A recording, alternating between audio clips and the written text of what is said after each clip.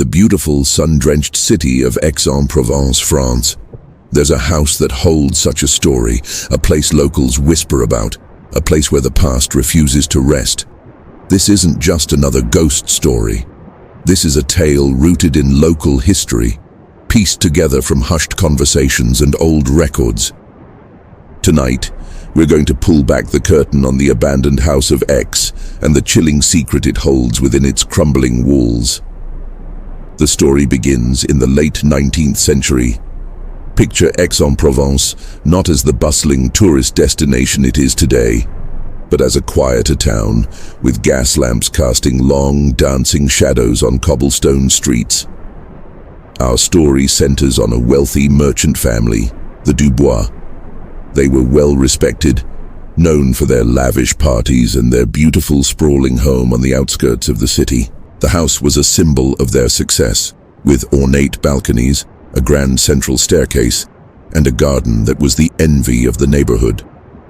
The family consisted of Monsieur and Madame Dubois and their two young children, a boy named Etienne and a girl named Elodie. By all accounts, they were a happy family, but happiness, as we know, can be fragile. Tragedy struck one cold winter night. A fire, said to have started in the nursery, tore through the upper floors of the house. The frantic screams of the parents were heard by neighbors, but the fire was too fierce, too fast. By the time the fire brigade arrived, the flames had consumed the children's wing. Monsieur and Madame Dubois survived, but their children, Etienne and Elodie, were lost to the inferno. The heart of the family was ripped out, and the beautiful house became a monument to their grief. Consumed by sorrow, the Dubois couple could no longer bear to live in the house that held so many painful memories.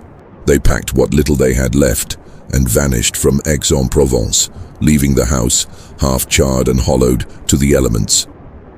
And that's when the stories began. Locals started to avoid the street after dark. They claimed that if you listened closely, right around midnight, you could hear the faint, heartbreaking sobs of a child echoing from the burned-out shell of the house. Some said it was the wind whistling through the broken windows, a natural explanation, but others swore it was the ghost of little Elodie, forever crying for her lost brother and her parents who had abandoned her in death as they had in life. Years turned into decades. The house fell further into ruin. The garden became a tangled wilderness, and the once grand facade was stained black with soot and time. The story of the crying ghost became a local legend, a tale told to scare children and curious teenagers. But was it just a story? In the 1950s, a group of university students fueled by bravado and skepticism decided to spend a night in the abandoned house to debunk the myth once and for all. They armed themselves with lanterns, blankets, and a healthy dose of disbelief. They set up camp in what was once the grand ballroom, the only room on the ground floor relatively untouched by the fire. The first few hours were uneventful.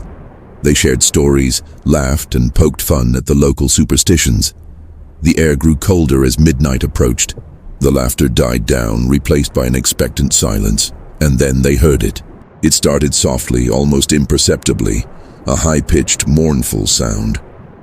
It wasn't the wind, it was distinct, human, and filled with an unbearable sadness. The students froze. The sound grew louder, a clear, desperate weeping that seemed to come from the floor above, from the very spot where the nursery once stood. Panic set in. They scrambled for their belongings, tripping over each other in the dark, and fled the house, not stopping until they were back in the brightly lit streets of the city center. They never went back. Their story only added fuel to the legend, solidifying the house's reputation as a truly haunted place. Over the years, many others have tried to investigate. Paranormal researchers with their fancy equipment, thrill seekers on a dare, and even a few historians trying to separate fact from fiction. The results are always eerily similar. Electronic voice phenomena, or EVPs, have reportedly captured a small voice whispering the name Etienne. Temperature gauges have recorded sudden, inexplicable cold spots in the area of the old nursery, and almost everyone who has stayed past midnight reports hearing the same thing. The unmistakable, chilling sound of a child crying in the dark. One of the most compelling accounts comes from a local photographer named Jean-Luc, who, in the early 2000s, decided to document the decaying beauty of the house. He spent several afternoons there, capturing the way the light fell through the broken roof and the vines that crept over the crumbling masonry. He never felt anything out of the ordinary during the day. But intrigued by the stories, he decided to return one night, armed with his camera and a powerful flash. He positioned himself across the street, waiting. As the town clock struck midnight, he heard the cries, just as the legends described. But Jean-Luc was a man of logic. He thought it must be an animal or an acoustic trick of the wind. He raised his camera and began taking pictures of the dark, gaping windows on the second floor, using his flash to illuminate the interior. He took dozens of photos, then packed up and went home, his rational mind still searching for an explanation. The next day, as he was developing the film in his darkroom, he saw it. In one of the windows of the former nursery, illuminated for a split second by his flash, was a faint, translucent shape. It was small, indistinct, but it looked unmistakably like the silhouette of a young girl with long hair. Her face turned away as if she were looking back into the room. He stared at the image, the hairs on his arms standing on end. He had captured what he believed to be the ghost of Elodie Dubois. He never released the photo publicly, fearing ridicule, but he shared it with a few close friends and local historians. The photograph became a hidden piece of the puzzle, a tangible piece of evidence for those who believed.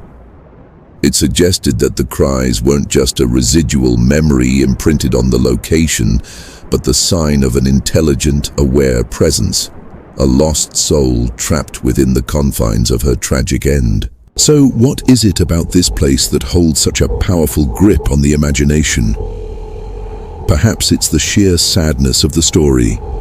The loss of children is a universal tragedy, and the idea of their spirits being left behind, alone and grieving, is profoundly unsettling. The house stands as a physical manifestation of that grief, a scar on the beautiful face of Aix-en-Provence. It reminds us that even in the most picturesque places, darkness and sorrow can linger. The cries of the ghost child are not just a scary sound in the night, they are a lament, a perpetual echo of a family torn apart by fate. Today, the house is still there, though its future is uncertain. There are talks of demolishing it to make way for new development, but local preservation societies, ironically, are fighting to save it, not just for its architectural history, but for the story it tells. They argue that to tear it down would be to erase a significant, albeit dark, part of the city's heritage. It's a strange dilemma. Do you destroy a place of sorrow to let the spirits rest? Or do you preserve it as a memorial to what happened there? Whether you believe in ghosts or not, the story of the abandoned house in Aix-en-Provence is a powerful one. It's a reminder that every old building has a history, and some histories are louder than others. The next time you see a dilapidated home, take a moment to wonder about the lives that were lived within its walls, the joys and the sorrows it witnessed. Because sometimes, if you listen carefully enough, the walls themselves might just have a story to tell. And in a quiet corner of southern France, one story continues to be told, night after night, in the heartbreaking cries of a lonely child. Thank you for joining me on this journey into the shadows. If you enjoyed this story, don't forget to like, subscribe, and hit that notification bell for more tales from the world's most mysterious places. Stay curious and stay safe.